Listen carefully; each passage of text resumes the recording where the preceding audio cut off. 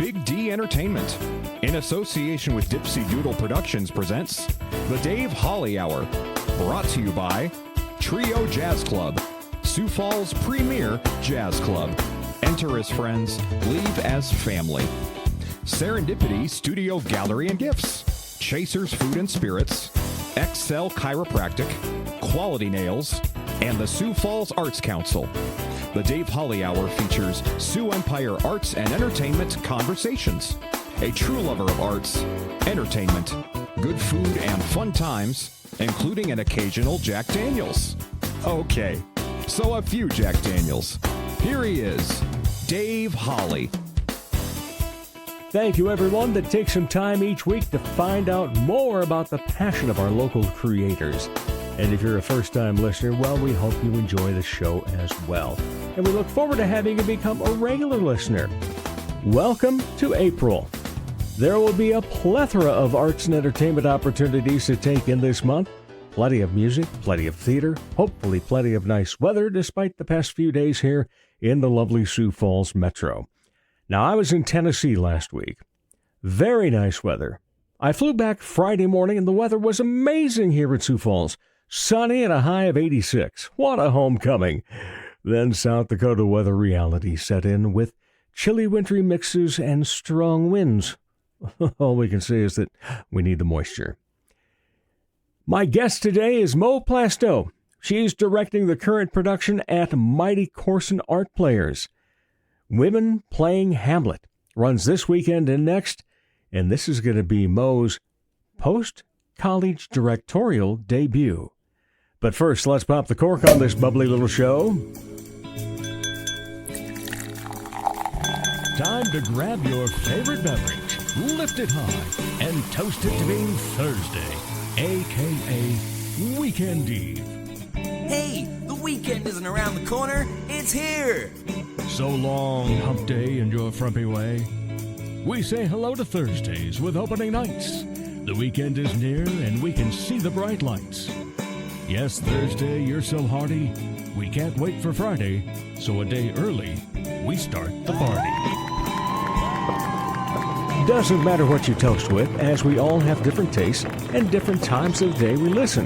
I'm having my usual Jasper Newton. It's a Jack Daniels Diet Coke with a lime, double tone.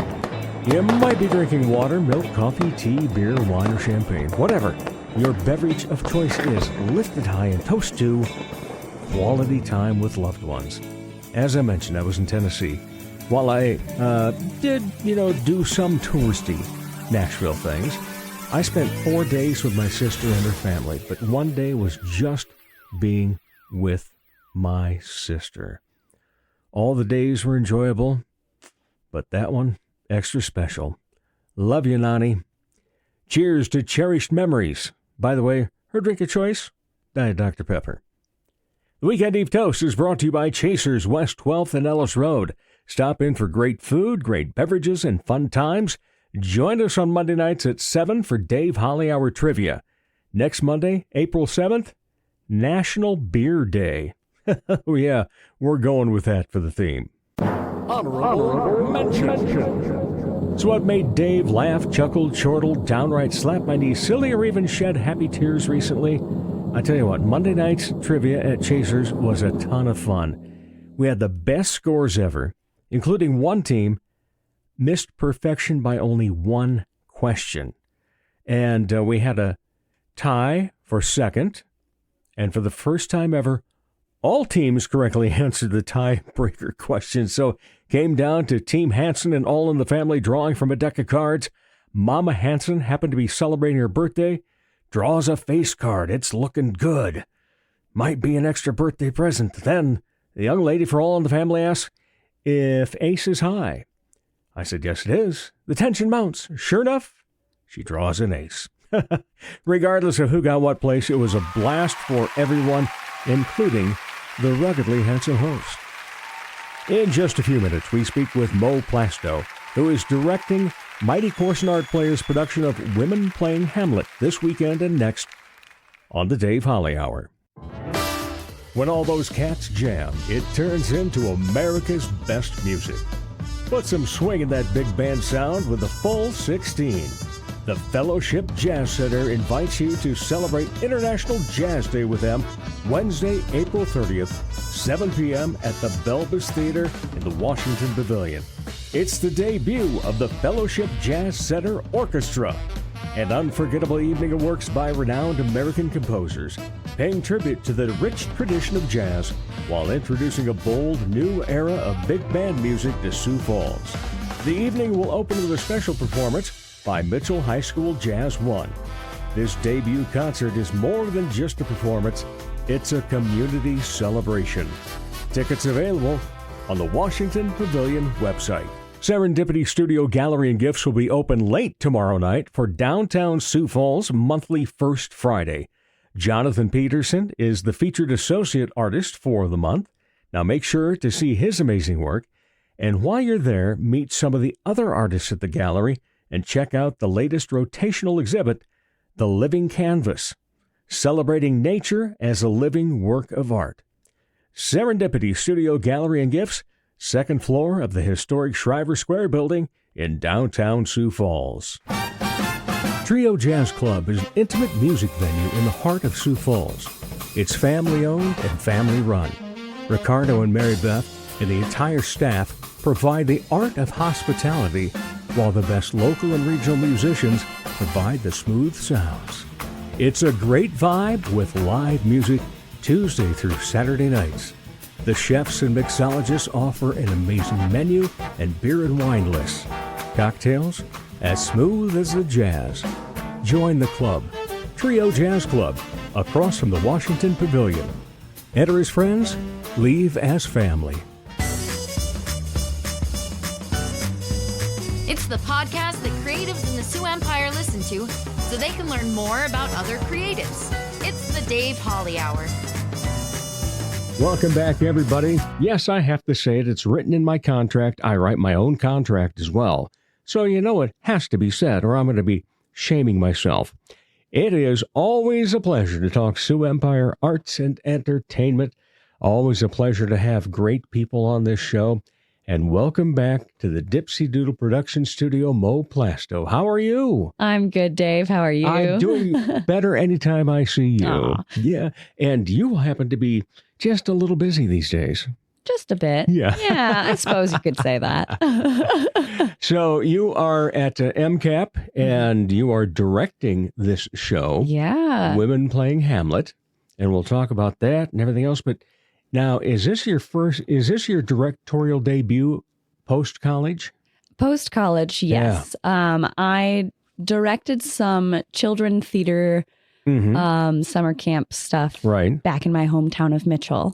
But then directed a production of the last 5 years when I was in college, and then post-graduation, this is kind of my first big community directorial debut. Yeah. So How's it feel? it feels fantastic. I kind of figured I'm it would. enjoying it.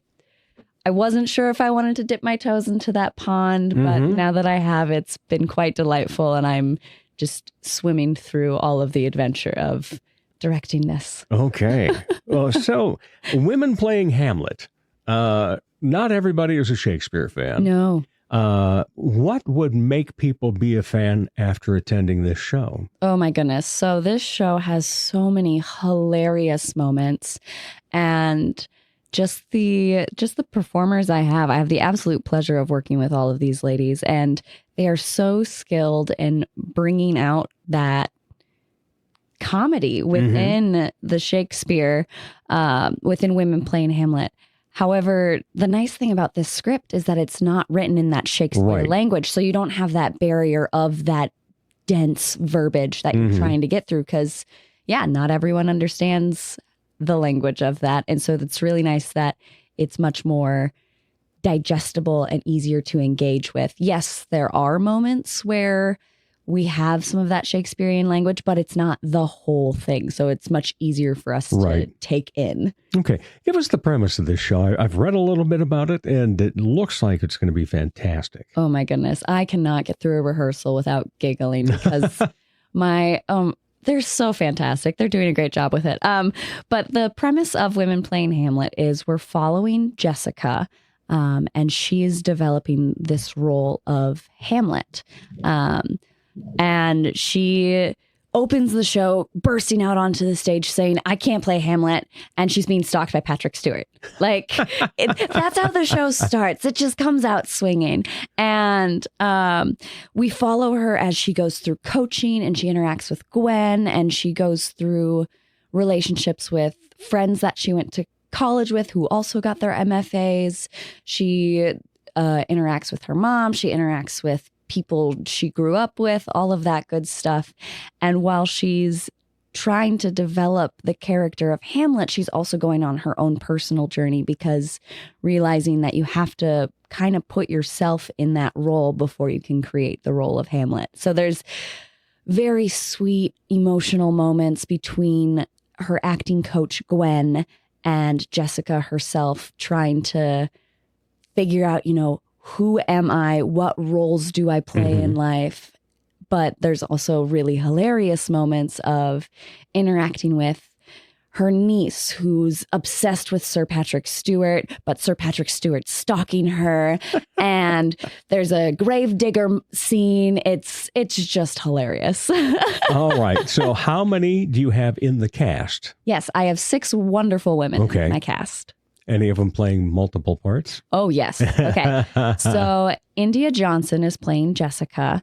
Valerie Marsh is playing Gwen, the acting coach. And then I have Abby Kustak, Etta McKinley, Mackenzie Brack, and Macy Moore, who are doing a handful of other roles of the gravedigger, the priest, the ghost, a Starbucks actress, a bartender, a humanities professor, Lord Derby, who's this big Shakespearean snob and just larger than life personality, Jessica's mom. And so they all kind of intermix with that. And it's quite delightful to see how they've been developing those characters. So in some ways, that's also very Shakespearean, isn't Absolutely. it? Absolutely. Playing multiple characters. Absolutely. And with Shakespeare, it's really fun. At the beginning of the show, it also touches on, in Shakespeare's time, all of the roles were typically played by men. Yeah. And so it's a fun little twist that we get to rewrite that narrative of, no,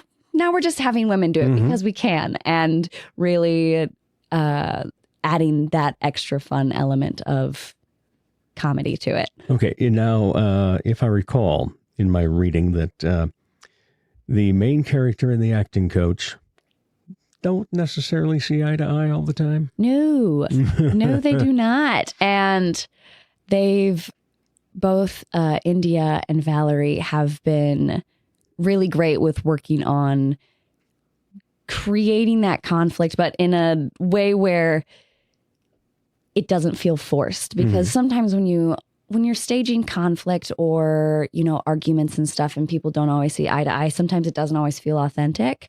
And yes, there's absurd moments where it definitely takes you out of reality and you're like, okay, what's happening on that stage? But those emotionally impactful moments, they do such a good job bringing just that genuine attitude towards it. And then following their relationship arc, because yes, they don't always see eye to eye. They have 1 or 2 spats and Jessica's like, well, Shakespeare's silly and he made mistakes and all he did was make puns and fart jokes, and Gwen's telling Jessica, no, Shakespeare was a genius. And so they butt heads for a while, and then like I touched on earlier, what roles do I play? Who am I? Why am I doing this? We really get to see just the sweetness start to develop. And then at the end, Valerie playing Gwen is there encouraging Jessica as Hamlet, like, you got this, break a leg, sweetie. And it's just such a wonderful full circle moment. How many Shakespeare plays have you been in? I have not been in any Shakespeare shows. I love Shakespeare. I'm a big fan. I go to a lot of Shakespeare stuff, whether that's locally. I've traveled for Shakespearean art. I've I've traveled internationally, like to see Shakespeare. One of my favorite memories, I went to Cromberg Castle, which is where Hamlet was originated from. That was the castle that Shakespeare had kind of envisioned. And we did a whole walk through this castle, and every different room we went into, they had scenes of Hamlet being performed. So it was so immersive. So we went out into the courtyard, and, there's the jester making fun of people. And, Hamlet has that puppet scene. And so we got to see that. We go into the hall, and Ophelia's sobbing and she's gone mad. You go into the dining hall, and there's the big duel between Hamlet and his uncle. And yeah, I like you know Shakespeare. a little bit about few it. Things, yeah. What attracted you to wanting to direct this, though? Well, when they had said, "Hey, this show's happening," and MCAP had announced it in their season, I was like, "Ooh, that sounds like something I want to be a part of." And then talking with the board members, I said, "Yeah, that sounds fantastic." And one of them then reached out to me, "Would you be interested in directing?" Because they knew I had a sprinkling of directing experience. I wouldn't say a massive background of it, but I've done it a time or two. I'm not going in completely new. And I was like, sure, let me think on this a little bit. Can you send me a script? And then I went before the board and presented my whole directorial vision. Oh. Yeah, it was very fancy. Made a PowerPoint slide and everything. Well done. Thank you. So then did that and waited to hear back from them. And they're like, "We were really impressed with the energy and the vision you brought for this script." And I was like, "Okay, great. When do I start?" Yeah. So, yeah. How long have you been in rehearsal? We started about mid-February. Okay. So the typical 6 weeks. Yeah. It doesn't feel like we've had a ton of time, but it's not like we're rushing to get things finished either. We're right where we need to be, being in Tech Week, the last few finalized things being like, okay, why didn't we do this earlier? All of that last minute stuff that happens. It's healthy. It's normal. It's part of the process. Yeah, you always have to have one bad rehearsal right before the show starts. Yeah. So when is the run? We run April 4th through the 13th. So this weekend, Friday, Saturday, Sunday with a Sunday matinee. And then next week, Friday, Saturday, Sunday. Same situation. Okay. Evening shows, Friday and Saturday. Matinee on a Sunday. Okay. So you've been at MCAP before, and what made you, because you obviously know what the stage is like, and having to put that design vision out as well, what made you go, okay, this is going to go here, this is going to go here?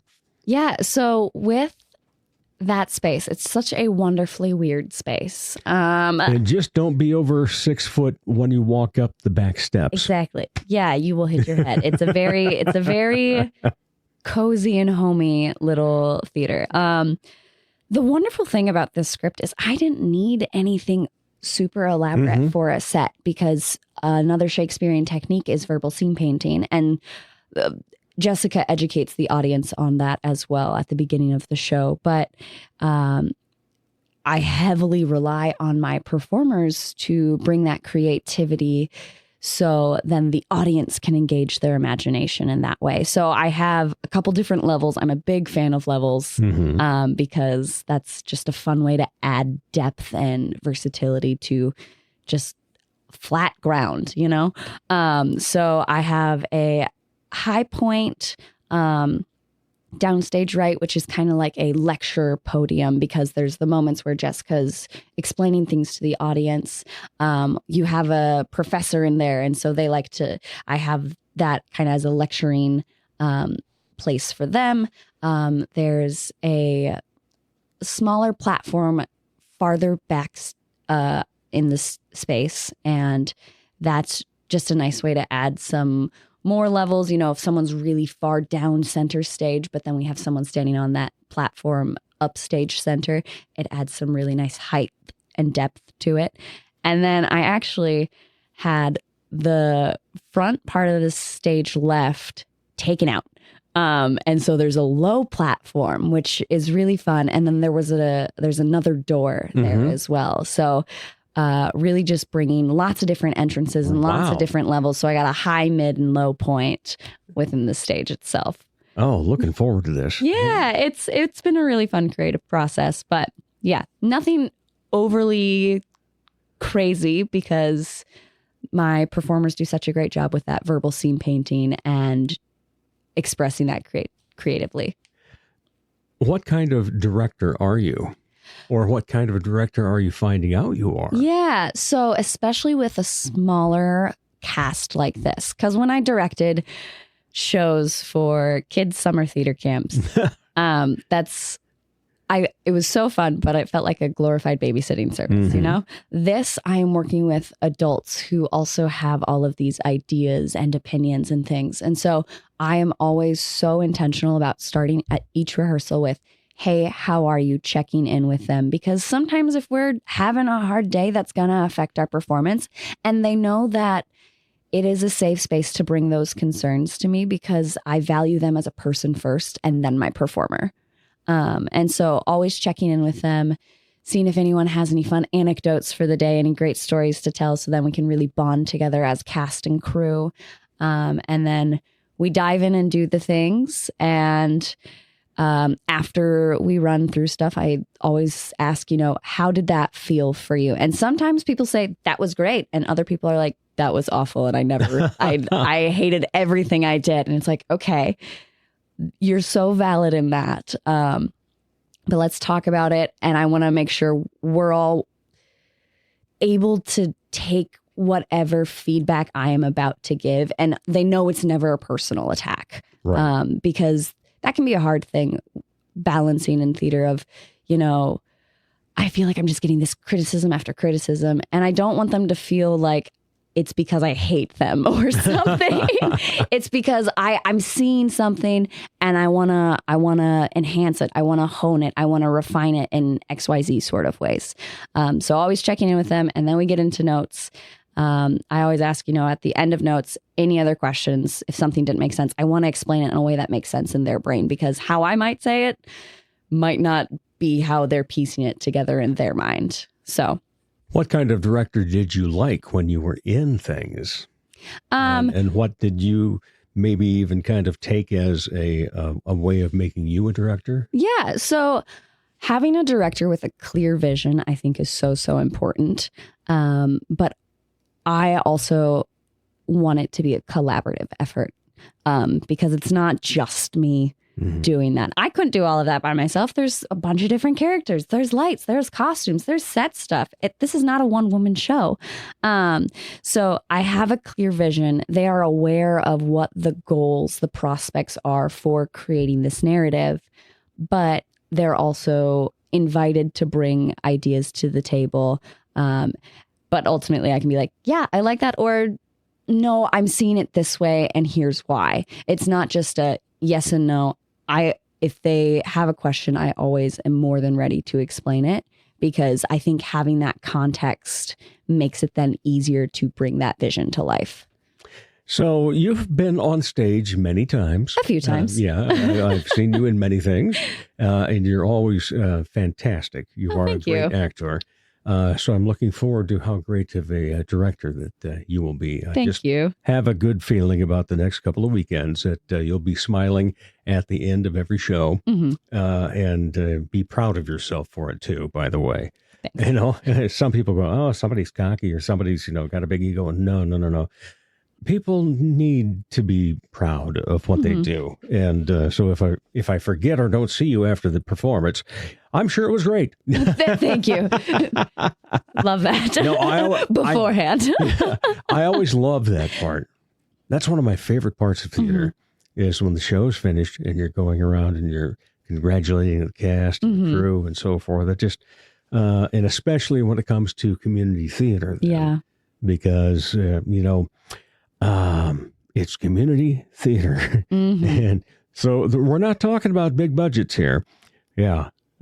So just go out and enjoy it. Again, that's coming up this weekend and next weekend in Corson. just a hop, skip, and a jump north of Brandon off of that interstate. So it's easy to get to. Okay. You are busy, busy, busy. Yes. Because you're doing this. And you also happen to run a vocal studio. How is that going? Oh, Effervescent Voice Academy is doing wonderful. We are gearing up for our spring cabaret, our spring showcase, where students just get the opportunity to perform something that they've been working on in front of family, friends, and maybe meet a couple other people within the studio, because it's a lot of one-on-one time. And so sometimes they don't realize, oh, this person also takes voice lessons here? That's cool. And so working on that, that's going to be in May. I'm also preparing for a group voice lesson class with the Premier Playhouse. That'll be the 12th, April 12th. So next weekend as well, just to name a few things. So vocally doing that sort of stuff as well. And that's going to... Sorry, class, we have to end early. I need to get over to Corson. Right. No, that's going to be 10 to 2. So then I'll have plenty of time to hop over to Corson. But yeah, that's a fun partnership that Effervescent and the Premier Playhouse is doing right now. So I've been working on creating that. So how many students do you have right now? Quite a few, because I teach maybe about 30 lessons a week, maybe high 20s a week at Effervescent. And then I also go to Vermilion and I teach at USD as well. That's right. So I teach once a week out there. Next semester, they're hoping to have me in Vermilion twice a week, because their student body is also growing, and they've added this third vocal professor position that I just wonderfully dove right into. So congratulations on that. By the way, that's a very cool thing. And then at Effervescent, how many other vocal teachers do you have? Yeah, so we have 2 that are there relatively regularly. We just started onboarding another teacher. And then we have a couple of teachers that are only around during the summers. And so that makes scheduling a really fun challenge. So 3.5 other teachers, if you count the seasonal ones, you know. What a thing to put on your website. Know, right? 3.5. Right. Yeah. How does that work? I don't know. What got you into all of this to begin with? I know that your family's got some musical background to them and so forth. And what got you to this point because it sounds like, from what I recall in our last conversation, that it was pretty early on and you just kept going. But what keeps you going now? Honestly, I'm just so overwhelmingly lucky and grateful, honestly. I went to college and I was like, I'm not going to be a teacher. That's not for me. I like music. I like performance, but nah, the teaching route is not one that I'm going to pursue. But I was taking lessons with Amy Morrison, the fabulous woman.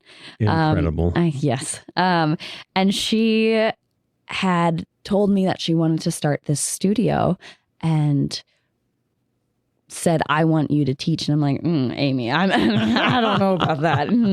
You sure, me? And she goes, it's different than a classroom setting. Vocal lessons are an opportunity to connect with a person and encourage them, and it's a really wonderful, intimate moment of them sharing their voice with you and you sharing your voice with them. And then she just handed me an offer of employment and said, you should sign this. And I'm like, let me think about it. But as she was kind of creating the studio, I had been studying business in college. She was picking my brain about how to make it work, how to keep things running, how to keep that momentum. Yeah, absolutely. And so I was one of the few people that was privy to that while it was still the brainchild, before it was actually on paper, before it was actually a place, before it was actually the academy itself. And so I credit a large portion of the track and the journey I am in life to her, because she she pushed me into it, even though I wasn't sure and maybe a tiny, teeniest bit uncomfortable with it. But and occasionally you'll even wear polka dots. Every once in a while. Her and I always bonded over polka dots. My bag out in my car has polka dots and music notes all over it, and it's fabulous. But I kept going, and I keep doing what I do because I make noise for a living. Who gets to say like that's what they do? There are significantly worse things I could be doing. And I love what I'm doing because I just get to connect with people and I get all of these opportunities to go support others. I always said, as long as I'm doing art in some capacity, as long as I'm still creative in some capacity, I will be happy. And now every single aspect of my life is this creative. Yeah. And so it's so cool that the hard work and the investment I've put into what I want to do, the craft I've been honing, the effort I've been putting into bettering myself as a performer, as a teacher, as a person, has just been coming back tenfold, it feels like. So, all right. Yeah. Yeah. Amy took me from 8 notes to 16. There you go. So, doubled it. Yes, we did. Mm-hmm. There's like 5 more songs I can sing at karaoke now. There you go. All right. Well, best of luck on everything. But I do need to know then, there's 2 things that are tradition at MCAP. Mm-hmm. One is in the dressing room downstairs. Mm-hmm. Limericks. Planning on it. I remember that from my first show there. And so I was planning on having that happen again, which is super fun and exciting because a lot of my performers within this cast are new to the MCAP theater. Yeah. And so that'll be a fun team bonding thing. Always a great time. Mm-hmm. When we were talking about you always knew you wanted to just keep doing art. Mm-hmm. A couple of weeks ago, I was watching CBS Sunday Morning, mm-hmm. and they were talking to an artist and what she was doing in her community. And she ended by saying, "You are always an artist. If you've ever done anything in art, you are." And I think of that. And then I think of the word that we tend to use more now than anything else, creator. Yeah. And so it's like once a creator, always a creator. Mm-hmm. And that is such a fun part. Okay. So the other little tradition that I have at MCAP is when I go to the show, I take the director next door. Oh. Yes, and we have a shot. What kind of shot? Well, I drink Jack Daniels. Okay. What do you want? Ooh. See, I am a red wine girly and a gin girly. And so, gin. Yeah, I really like a dirty martini. I really like a gin and tonic. So, oh, yeah. Yeah. All right, we got it. Okay. Again, Women Playing Hamlet at MCAP. That's Mighty Corson Art Players, just north of Brandon, off of the interstate. And you've got Friday night, Saturday night, Sunday afternoon, and the same thing next week. Mm-hmm. All right. Finally, you've been here before, so you've answered if you weren't involved in arts and so forth, what would you do? We've had those questions. But now, as a repeat customer, you have to answer the next question. Ooh. And that's whatever's just floating around in my brain right now. Okay. Which is, what do you think every time you hit the stage? Ooh, like when I stand on a stage. As soon as it's go. Yeah. In what capacity? As performer? As director? A performer. Okay. Being in the moment. And most of acting is reacting. Yeah. And so being so bought in, because that's what all the rehearsals are for, is having those lines just there, being prepared, making all of those movements muscle memory, so then you can just bring that character to life. You don't have to think about all of the mechanics going into, oh, I need to move my arm when I say this line, so then it foreshadows to this sort of thing, XYZ. I think about being bought in and being immersed because I'm a part of this world that we get the privilege and opportunity to show to an audience. And so I need to be in that world. Otherwise, they won't be in that world. So. All right. Bo Plastow, always a pleasure to see you. Thank you. And thank you for your time. And we'll be back with more of the Dave Holly Hour in just a moment. Ladies, when it's time to give your nails some love, get that extra special treatment from Quality Nails on South Minnesota Avenue in Sioux Falls. Manicures and pedicures that look great and make you feel fantastic. Zaya and Tony don't simply provide the service, they provide professional care for your hands and feet. Whether you just want the basics or you're looking for an extra special look with an added flair. Oh, and guys, it's okay to treat yourself too. Quality Nails on Minnesota. Call for an appointment, 605-334-1463. Celebrate International Jazz Day with the Fellowship Jazz Center, Wednesday, April 30th in the Belbus Theater at the Washington Pavilion at 7 p.m. They're thrilled to announce the debut of the Fellowship Jazz Center Orchestra. FJCO will deliver an unforgettable evening of vibrant music celebrating one of America's greatest art forms, jazz. The special event also shines a spotlight on the future of jazz with an opening performance by Mitchell High School Jazz 1. The night will feature works by American composers. This inaugural concert is a true celebration of the power and spirit of jazz. Now, for more information, including purchasing tickets, go online to fellowshipjazzcenter.org. Also, while on that site, check out the Jazz Crawl set for Saturday the 19th. Great acts in great venues. Are you an artist? Need some funding to further your art? There's a great opportunity for you through a Sioux Falls Arts Council program. The Artist Microgrant program gives away several microgrants to local artists, no matter what art discipline you're in. Unlike more traditional grants, a microgrant is very easy to apply for. Go to artssiouxfalls.org. If you haven't done so yet, create a listing on the Artist Directory, which is beneficial in its own way. Then go to the Artist Microgrants page and apply online. The process is simple.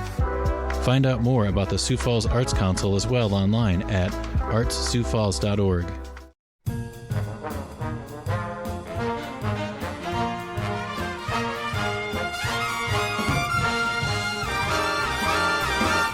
Playing the Trio Jazz Club for one night only is Deuce's Wild Dueling Pianos this Friday night. And they will have two performers, 6:30 and 9. Two of the funniest and most talented performers you'll see. And the audience, always part of the action, so get your tickets while they are still available. So that's going to be in the middle of a decent weekend. So we start off tonight with Weekend Eve, Dan Hyatt Quartet at 6:30. And then switch over Saturday nights, Mateo Jerkolovic, a rising star out of Omaha.